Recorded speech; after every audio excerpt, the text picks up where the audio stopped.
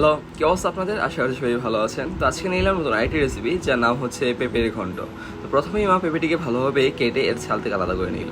তারপর পেঁপেটিকে ভালোভাবে চেঁচে ভিতরের অংশ থেকে আলাদা করে এইবার এটি কড়াইনে দিয়ে আপনার ভালোভাবে পেঁপেটি করিয়ে নিল। এতে বেশ খানিকক্ষণ সময় লাগতে পারে, আনুমানিক 20 মিনিটের মতো। তারপর কিছু পরিমাণে চিংড়ি মাছ নিয়ে নিল। এইবার এই পেঁপেটিকে সিদ্ধ করার পালা। একটু লবণ ও জল দিয়ে ভালোভাবে সিদ্ধ করে নিল। তারপর পাশে একটি কড়াইতে তেল গরম করে এর মধ্যে মরিচ, তেজপাতা ও জিরে ফোড়ন দিয়ে দিল। এগুলো ভালোভাবে ভেজে নেওয়ার পর এবার একটি বাটা দিয়ে দেওয়া হলো, যেখানে থাকবে জিরা ও রসুন।